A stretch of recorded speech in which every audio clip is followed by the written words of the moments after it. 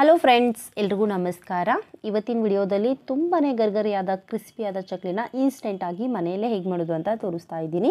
ತುಂಬ ಚೆನ್ನಾಗಿರುತ್ತೆ. ಬನ್ನಿ ಮಾಡೋದು ಹೇಗೆ ಅಂತ ಒಂದ್ಸಲ ನೋಡ್ಕೊಂಬರೋಣ. ನೋಡಿ, ಎಲ್ಲವನ್ನು ಬೌಲ್ನಲ್ಲಿ ಅಳತೆ ಮಾಡಿ ತೋರಿಸ್ತಾ ಇದ್ದೀನಿ. ನೀವು ಬೇಕಂದರೆ ಕೆ ಜಿ ಲೆಕ್ಕದಲ್ಲೂ ಕೂಡ ತೊಗೋಬೋದು. ಈ ಬೌಲಿಂದ ಮುಕ್ಕಾಲು ಬೌಲ್ ಆಗುವಷ್ಟು ಹುರ್ಗಡ್ಲೆ ಅಥವಾ ಪುಟಾಣಿ ತೊಗೊಂಡು ಅದನ್ನು ಮಿಕ್ಸಿ ಜಾರ್ಗೆ ಹಾಕ್ಕೊತಾ ಇದ್ದೀನಿ. ಈಗ ಇದನ್ನು ಸ್ಮೂತಾಗಿ ಗ್ರೈಂಡ್ ಮಾಡ್ಕೊಂಬರೋಣ. ಪೌಡ್ರು ಸ್ಮೂತಾಗಿರಬೇಕು. ಸ್ವಲ್ಪ ತರಿತರಿದ್ರೂ ಕೂಡ ಒಂದು ಚಾನಿಯಲ್ಲಿ ನೀಟಾಗಿ ಸೋಸ್ಕೊಳ್ರಿ. ಸ್ಮೂತಾಗಿರೋದ್ರಿಂದ ಡೈರೆಕ್ಟಾಗಿ ಬೌಲ್ಗೆ ಹಾಕ್ಕೊತಾ ಇದ್ದೀನಿ. ಈಗ ಇದನ್ನು ಸೈಡಲ್ಲಿ ಇಟ್ಟು ನಂತರ ಅದೇ ಮಿಕ್ಸಿ ಜಾರ್ನಲ್ಲಿ ಅದೇ ಬೌಲ್ನಿಂದ 1 ಬೌಲ್ ಆಗುವಷ್ಟು ಅವಲಕ್ಕಿಯನ್ನು ಹಾಕ್ಕೊತಾ ಇದ್ದೀನಿ. ಮುಕ್ಕಾಲು ಬೌಲ್ನಷ್ಟು ಹುರ್ಗಡ್ಲೆ, 1 ಬೌಲ್ನಷ್ಟು ಅವಲಕ್ಕಿ. ನೋಡಿ, ಈ ರೀತಿ ಮಿಕ್ಸಿ ಜಾರ್ಗೆ ಹಾಕಿದ್ಮೇಲೆ ಈಗ ಇದನ್ನು ಕೂಡ ಸ್ಮೂತಾಗಿ ಗ್ರೈಂಡ್ ಮಾಡ್ಕೊಳ್ಳೋಣ. ತುಂಬ ಸ್ಮೂತ್ ಆಗಲಿಲ್ಲ ಅಂದರೂ ಸ್ವಲ್ಪ ತರಿತರ ಇದ್ದರೂ ನಡೆಯುತ್ತೆ. ನೋಡಿ, ಈ ರೀತಿ ಸ್ಮೂತಾಗಿಯೇ ಗ್ರೈಂಡ್ ಮಾಡಿದ್ದೀನಿ. ಈಗ ಇದನ್ನು ಬೇಯಿಸೋದು ಹೇಗೆ ಅಂತ ನೋಡ್ಕೊಳ್ಳೋಣ. ಈ ಕಡೆ ಒಲೆ ಮೇಲೆ ಒಂದು ಪಾತ್ರೆ ಇಟ್ಟು ಅದರಲ್ಲಿ ಅವಲಕ್ಕಿ ಅಳತೆ ಮಾಡಿರೋ ಬೌಲ್ನಿಂದನೇ 1 ಬೌಲ್ ಅವಲಕ್ಕಿಗೆ 2 ಬೌಲ್ ಆಗುವಷ್ಟು ನೀರು ಹಾಕ್ಕೊತಾ ಇದ್ದೀನಿ. ನೀವು ಎಷ್ಟು ಅವಲಕ್ಕಿ ತೊಗೊಂಡಿರ್ತೀರಿ ನೋಡಿ, ಅದರ ತಕ್ಕಂತೆ ಡಬಲ್ ನೀರು ಹಾಕ್ಕೋಬೇಕು. ಆಮೇಲೆ ರುಚಿಗೆ ಎಷ್ಟು ಬೇಕೋ ಅಷ್ಟು ಉಪ್ಪು ಹಾಕ್ಕೊಳ್ಳಿ. ಆಮೇಲೆ 1 ಸ್ಪೂನಷ್ಟು ಅಜ್ವಾಯಿನ್ ಅಥವಾ ಓಮ್ ಕಾಳನ್ನು ಕೂಡ ಹಾಕ್ಕೊತಾ ಇದ್ದೀನಿ. ನಂತರ ಖಾರಕ್ಕೆ ಎಷ್ಟು ಬೇಕೋ ಅಷ್ಟು ಅಚ್ಚ ಖಾರದ ಪುಡಿ ಹಾಕ್ಕೊಳ್ಳಿ. ನಾನಿಲ್ಲಿ ಒಂದು 2 ಸ್ಪೂನಷ್ಟು ಹಾಕ್ಕೊತಾ ಇದ್ದೀನಿ.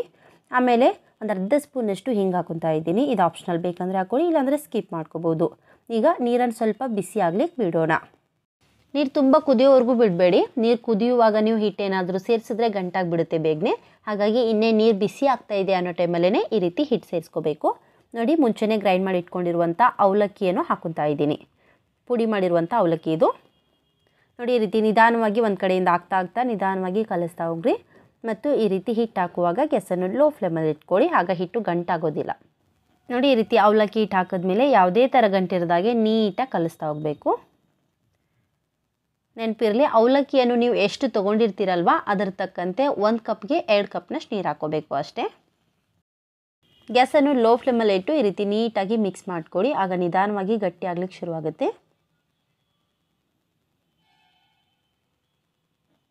ಹಿಟ್ಟು ಚೆನ್ನಾಗಿ ಬೆಂದಂತೆ ಈ ರೀತಿ ಗಟ್ಟಿ ಆಗ್ಲಿಕ್ಕೆ ಶುರುವಾಗುತ್ತೆ. ಕಾಣಿಸ್ತಾ ಇರ್ಬೋದು ನಿಮ್ಗೆ ಇಲ್ಲಿ ಹಿಟ್ಟು ಚೆನ್ನಾಗಿ ಬೆಂದು ರೆಡಿಯಾಗಿದೆ. ಈ ಟೈಮಲ್ಲಿ ಇದರಲ್ಲಿ ನಾನು 1 ಸ್ಪೂನಷ್ಟು ಬಿಳಿ ಎಳ್ಳನ್ನು ಹಾಕ್ಕೊತಾ ಇದ್ದೀನಿ. ಈ ಎಳ್ಳನ್ನು ಕೂಡ ನೀವು ಮುಂಚೆ ನೀರಿನಲ್ಲೇ ಸೇರಿಸ್ಕೋಬೋದು. ಆ ಟೈಮಲ್ಲಿ ಹಾಕಿದ್ರೆ ಎಳ್ಳು ಬೇಯುತ್ತೆ ನೋಡಿ, ಆಗ ಚಕ್ಲಿಲಿ ಟೇಸ್ಟು ಅಷ್ಟು ಚೆನ್ನಾಗಿರೋದಿಲ್ಲ. ಹಾಗಾಗಿ ಹಿಟ್ಟೆಲ್ಲ ಬೆಂದ ಮೇಲೆ ಕೊನೆಯಲ್ಲಿ ಎಳ್ಳು ಸೇರಿಸ್ಕೊಳ್ಳಿ. ಆಮೇಲೆ 1 ಬೌಲ್ ಅವಲಕ್ಕಿಗೆ ಅದೇ ಬೌಲ್ನಿಂದ 2 ಬೌಲ್ ಆಗುವಷ್ಟು ಅಕ್ಕಿ ಹಿಟ್ಟನ್ನು ಹಾಕ್ಕೊತಾ ಇದ್ದೀನಿ. ನೋಡಿ, ಅವಲಕ್ಕಿ ಹಿಟ್ಟೆಲ್ಲ ಚೆನ್ನಾಗಿ ಬೆಂದ ಮೇಲೆ ಈ ರೀತಿ ಅಕ್ಕಿ ಹಿಟ್ಟು ಹಾಕಿ ನಿಧಾನವಾಗಿ ಕಲಿಸ್ಕೊಳ್ಳಿ. ಈ ರೀತಿ ಅಕ್ಕಿ ಹಿಟ್ಟನ್ನು ಕೂಡ ನಾವು ಈ ರೀತಿ ಪಾತ್ರೆಗೆ ಹಾಕೊಳ್ಳೋದ್ರಿಂದ ಈ ಅಕ್ಕಿ ಹಿಟ್ಟು ಕೂಡ ಲೈಟಾಗಿ ಬಿಸಿ ಆಗುತ್ತೆ ನೋಡಿ, ಆಗ ಚಕ್ಲಿ ಕೂಡ ತುಂಬ ಗರಿಗರಿಯಾಗಿ ಕ್ರಿಸ್ಪಿಯಾಗಿ ಬರುತ್ತೆ. ಹಾಗಾಗಿ ಈ ರೀತಿ ಸ್ವಲ್ಪ ಮಾಡ್ಕೊತಾ ಇದ್ದರೆ ಈ ರೀತಿ ಪಾತ್ರೆಯಲ್ಲಿ ಹಾಕಿ ಸ್ವಲ್ಪ ಬಿಸಿ ಮಾಡ್ಕೊಳ್ಳಿ. ನೀವು ಜಾಸ್ತಿ ಕ್ವಾಂಟಿಟಿಯಲ್ಲಿ ಮಾಡ್ಕೊತಾ ಇದ್ದರೆ ಅವಲಕ್ಕಿಯನ್ನು ಮಾತ್ರ ಬೇಯಿಸ್ಕೊಳ್ಳಿ. ನೋಡಿ, ಈ ರೀತಿ ನೀಟಾಗಿ ಕಲಸಿದ್ಮೇಲೆ ಗ್ಯಾಸ್ ಫ್ಲೇಮನ್ನು ಆಫ್ ಮಾಡಿ ಈ ಹಿಟ್ಟನ್ನು ಸ್ವಲ್ಪ ತಣ್ಣಗಾಗ್ಲಿಕ್ಕೆ ಬಿಡಬೇಕು. ಹಿಟ್ಟು ಸೀದೋಗಬಾರ್ದು, ಆದರೆ ನೀಟಾಗಿ ಮಿಕ್ಸ್ ಆಗಬೇಕು. ನೋಡಿ, ಈ ರೀತಿ ನೀಟಾಗಿ ಮಿಕ್ಸ್ ಮಾಡಿದ್ಮೇಲೆ ಗ್ಯಾಸ್ ಫ್ಲೇಮನ್ನು ಆಫ್ ಮಾಡಿ ಈಗ ಇದನ್ನು ಅಗಲವಾದಂಥ ಪಾತ್ರೆಗೆ ಹಾಕ್ಕೊಳ್ಳೋಣ.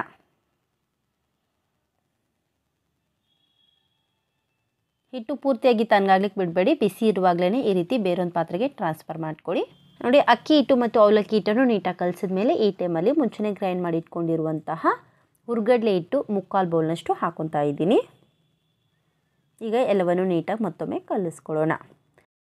ಇನ್ನೊಮ್ಮೆ ಹೇಳ್ತೀನಿ ನೋಡ್ರಿ, ಮುಕ್ಕಾಲು ಬೌಲ್ನಷ್ಟು ಹುರ್ಗಡ್ಲೆ ಹಿಟ್ಟಿಗೆ 1 ಬೌಲ್ ಆಗುವಷ್ಟು ಅವಲಕ್ಕಿ, ಅದೇ ಬೌಲಿಂದ 2 ಬೌಲ್ ಆಗುವಷ್ಟು ಅಕ್ಕಿ ಹಿಟ್ಟು. ಇಷ್ಟಿದ್ರೆ ಪರ್ಫೆಕ್ಟ್ ಆದಂಥ ಚಕ್ಲಿ ನಿಮ್ದಾಗುತ್ತೆ. ನೀವು ಕೆ ಜಿ ಲೆಕ್ಕದಲ್ಲಿ ಅಳತೆ ಮಾಡ್ಕೊತಾ ಇದ್ದರೆ 1 kg ಅಕ್ಕಿ ಹಿಟ್ಟಿಗೆ ಅರ್ಧ kg ಆಗುವಷ್ಟು ಅವಲಕ್ಕಿ ಹಾಕ್ಕೊಳ್ಳಿ, 1/4 kg ಆಗುವಷ್ಟು ಹುರ್ಗಡ್ಲೆ ತೊಗೊಳ್ರಿ. ಆಗ ಪರ್ಫೆಕ್ಟ್ ಆದಂಥ ಚಕ್ಲಿ ನಿಮ್ದಾಗುತ್ತೆ. ನೋಡಿ, ಎಲ್ಲವನ್ನು ನೀಟಾಗಿ ಕಲಿಸ್ಕೊಳ್ರಿ. ಮೊದಲು ನೀರು ಹಾಕಕ್ಕೆ ಹೋಗ್ಬೇಡ್ರಿ. ನೋಡಿ, ಈ ರೀತಿ ನೀಟಾಗಿ ಕಲಿಸಿದ ಮೇಲೆ ಈಗ ಇದರಲ್ಲಿ ಬಿಸಿ ಮಾಡಿದಂಥ ಎಣ್ಣೆ ಹಾಕ್ಕೋಬೇಕು. ಒಂದು ಅರ್ಧ ಕಪ್ ಆಗುವಷ್ಟು ಎಣ್ಣೆನ ಚೆನ್ನಾಗಿ ಬಿಸಿ ಮಾಡಿ ಹಾಕ್ಕೊಂಡಿದ್ದೀನಿ. ಎಣ್ಣೆ ನಿಮಗೆ ಬೇಡ ಅಂದರೆ ಎಣ್ಣೆ ಬದಲಿಗೆ ತುಪ್ಪ ಅಥವಾ ಬೆಣ್ಣೆನ ಸ್ವಲ್ಪ ಬಿಸಿ ಮಾಡಿನೇ ಹಾಕ್ಕೊಳ್ಳಿ. ಆಗ ಅದರ ಟೇಸ್ಟು ಕೂಡ ನಿಜವಾಗ್ಲೂ ತುಂಬ ಚೆನ್ನಾಗಿರುತ್ತೆ. ತುಪ್ಪ ಮತ್ತು ಬೆಣ್ಣೆ ಎರಡೂ ಇರಲಿಲ್ಲ ಅಂದರೆ ಈ ರೀತಿ ಎಣ್ಣೆನೇ ಬಿಸಿ ಮಾಡಿ ಹಾಕ್ಕೊಳ್ಳಿ. ಒಟ್ಟಿನಲ್ಲಿ ಎಲ್ಲವನ್ನು ಬಿಸಿ ಮಾಡಿನೇ ಹಾಕ್ಕೋಬೇಕು. ಬಿಸಿ ಮಾಡಿ ಹಾಕ್ಕೊಳ್ಳೋದ್ರಿಂದ ಚಕ್ಲಿ ನಮಗೆ ಗರಿಗರಿಯಾಗಿ ಬರುತ್ತೆ.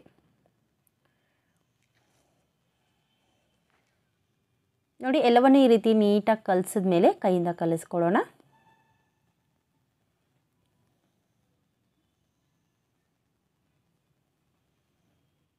ಹಿಟ್ಟನ್ನು ಈ ರೀತಿ 2 ಕೈಯಿಂದ ಚೆನ್ನಾಗಿ ನಾದ್ಕೋಬೇಕು. ಈ ರೀತಿ ನಾದೋದ್ರಿಂದ ಹಿಟ್ಟಿನಲ್ಲಿ ಚೆನ್ನಾಗಿ ಜಿಗಿ ಬರುತ್ತೆ ಮತ್ತು ಚಕ್ಲಿ ಒತ್ತುವಾಗ ಎಲ್ಲೂ ಕಟ್ಟಾಗೋದಿಲ್ಲ. ರೌಂಡ್ ರೌಂಡಾಗಿ ತುಂಬ ಚೆನ್ನಾಗಿ ಬರುತ್ತೆ.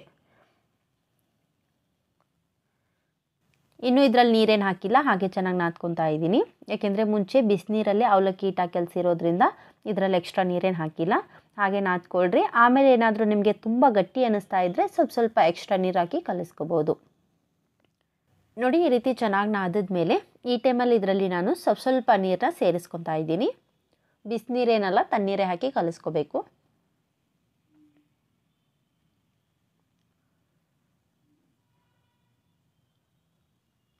ಒಂದೇ ಸಲಕ್ಕೆ ಜಾಸ್ತಿ ನೀರು ಸೇರಿಸ್ಕೋಬೇಡ್ರಿ, ಸ್ವಲ್ಪ ನೀರಾಗಿ ಕಲಿಸ್ಕೊಳ್ರಿ. ಆಗ ಹಿಟ್ಟು ಕೂಡ ಗಟ್ಟಿ ಆಗುತ್ತೆ ಮತ್ತು ಚಕ್ಲಿ ಕೂಡ ತುಂಬ ಗರಿಗರಿಯಾಗಿ ಬರುತ್ತೆ.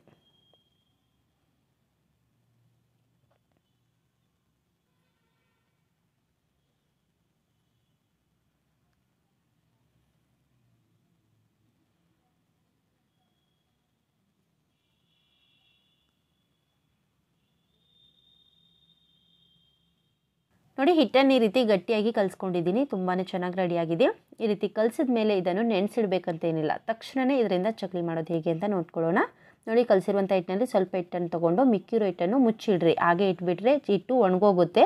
ಹಿಟ್ಟು ಒಣಗಿದ್ರೆ ಚಕ್ಲಿ ಅಷ್ಟು ನೀಟಾಗಿ ಬರೋದಿಲ್ಲ. ಹಾಗಾಗಿ ಮುಚ್ಚಿ ಎಷ್ಟು ಬೇಕೋ ಅಷ್ಟು ಹಿಟ್ಟನ್ನು ತೊಗೊಂಡು ಗಟ್ಟಿ ಅನಿಸಿದ್ರೆ ಸ್ವಲ್ಪ ನೀರು ಹಾಕಿ ಮೆತ್ತಗೆ ಮಾಡ್ಕೊಳ್ಳಿ. ಕರೆಕ್ಟಾಗಿದ್ದರೆ ಡೈರೆಕ್ಟಾಗಿ ಈ ರೀತಿ ಚಕ್ಲಿ ಒಳ್ಳಲ್ಲಿ ಹಾಕ್ಕೊಳ್ಳಿ. ಅದರಲ್ಲಿ ಎಷ್ಟು ಹಿಡಿಸುತ್ತೋ ಅಷ್ಟು ಹಿಟ್ಟನ್ನು ಹಾಕಿ ಮೇಲೆ ಮುಚ್ಕೋಬೇಕು.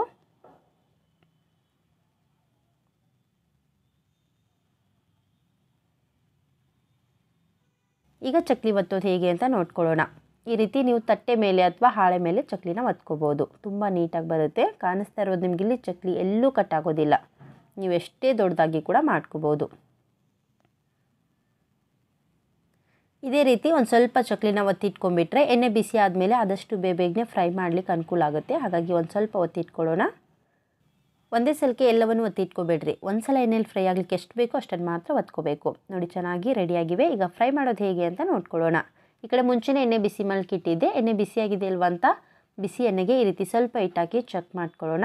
ನೋಡಿ ಎಣ್ಣೆಗೆ ಹಿಟ್ಟು ಹಾಕಿದಾಗ ತಕ್ಷಣವೇ ಈ ರೀತಿ ಮೇಲೆ ಬಂದರೆ ಎಣ್ಣೆ ಚೆನ್ನಾಗಿ ಬಿಸಿಯಾಗಿದೆ ಅಂತ ಅರ್ಥ. ನೋಡಿ ಎಣ್ಣೆ ಚೆನ್ನಾಗಿ ಬಿಸಿ ಆದಮೇಲೆ ಮಾಡಿಟ್ಕೊಂಡಿರೋದನ್ನು ಈ ರೀತಿ ನಿಧಾನವಾಗಿ ಕಾದಿರುವಂಥ ಎಣ್ಣೆಗೆ ಒಂದೊಂದಾಗಿ ಬಿಡ್ತಾ ಹೋಗೋಣ. ಎಣ್ಣೆಯಲ್ಲಿ ಎಷ್ಟು ಹಿಡಿಸುತ್ತೋ ಅಷ್ಟು ಮಾತ್ರ ಬಿಡ್ರಿ. ನೆನಪಿರಲಿ, ಎಣ್ಣೆಯಲ್ಲಿ ಈ ರೀತಿ ಬಿಟ್ಟು ಕೂಡಲೇ ಇಮ್ಮಿಡಿಯೇಟಾಗಿ ತಿರುಗಿಸ್ಕೋಬಾರ್ದು. ಎಣ್ಣೆಯಲ್ಲಿ ಬಬಲ್ಸ್ ಮೇಲ್ಗಡೆ ಸ್ವಲ್ಪ ಕಡಿಮೆ ಆಗಬೇಕು, ಅಲ್ಲಿವರೆಗೂ ಹಾಗೆ ಬಿಟ್ಬಿಡಬೇಕು. ಕಾಣಿಸ್ತಾ ಇರ್ಬೋದು ನಿಮ್ಗೆ ಇಲ್ಲಿ ಎಣ್ಣೆಯಲ್ಲಿ ಈ ರೀತಿ ಸ್ವಲ್ಪ ಬಬಲ್ಸ್ ಎಲ್ಲ ಕಡಿಮೆ ಆದಮೇಲೆ ಈ ರೀತಿ ನಿಧಾನವಾಗಿ ಒಂದೊಂದಾಗಿ ತಿರುಗಿಸ್ಕೊಡ್ರಿ. ಎಣ್ಣೆಯಲ್ಲಿ ಹಾಕಿದ ಕೂಡಲೇ ಇಮಿಡಿಯೇಟಾಗಿ ನಾವು ತಿರುಗಿಸ್ಕೊಂಡ್ರೆ ಚಕ್ಲಿ ಮುರಿದೋಗುತ್ತೆ ಮತ್ತು ಗರ್ಗರಿಯಾಗಿ ಬರೋದಿಲ್ಲ.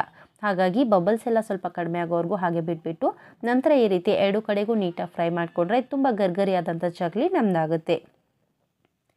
ನೋಡಿ ಗ್ಯಾಸನ್ನು ಮೀಡಿಯಮ್ ಫ್ಲೇಮ್ನಲ್ಲಿ ಇಟ್ಟು ಈ ರೀತಿ ಸ್ವಲ್ಪ ಗರ್ಗರಿ ಆಗೋವರೆಗೂ ಕ್ರಿಸ್ಪಿ ಆಗೋವರೆಗೂ ಫ್ರೈ ಮಾಡಿ ಈ ರೀತಿ ಟಿಶ್ಯೂ ಪೇಪರಲ್ಲಿ ತಕ್ಕೊಳ್ಳಿ. ಇದೇ ರೀತಿ ನಿಮಗೆ ಎಷ್ಟು ಬೇಕೋ ಅಷ್ಟನ್ನು ಮಾಡಿ ಸರ್ವ್ ಮಾಡಿಕೊಡ್ರಿ. ನೋಡಿ ತುಂಬಾ ಗರ್ಗರಿಯಾದ ಕ್ರಿಸ್ಪಿಯಾದಂಥ ಚಕ್ಲಿ ಮನೆಯಲ್ಲೇ ಸವಿಯಲು ಸಿದ್ಧವಾಗಿವೆ. ನಿಮ್ಗೆ ಯಾವಾಗ ತಿನ್ಬೇಕು ಅನಿಸುತ್ತೋ ಆಗ ತಕ್ಷಣಕ್ಕೆ ಈ ರೀತಿ ಚಕ್ಲಿನ ಮಾಡ್ಕೋಬೋದು. ತುಂಬ ಚೆನ್ನಾಗಿರುತ್ತೆ ಮತ್ತು ಜಾಸ್ತಿ ಟೈಮ್ ಕೂಡ ಬೇಕಾಗೋದಿಲ್ಲ. ನೋಡಿದ್ರಲ್ವಾ ತುಂಬ ಗರ್ಗರಿಯಾದ ಕ್ರಿಸ್ಪಿಯಾದ ಚಕ್ಲಿನ ಇನ್ಸ್ಟೆಂಟಾಗಿ ಮಾಡೋದು ಹೇಗೆ ಅಂತ. ಈ ರೆಸಿಪಿ ಇಷ್ಟ ಅನಿಸಿದ್ರೆ ಪ್ಲೀಸ್ ಲೈಕ್ ಮಾಡಿ ಮತ್ತು ಶೇರ್ ಮಾಡಿ. Thank you.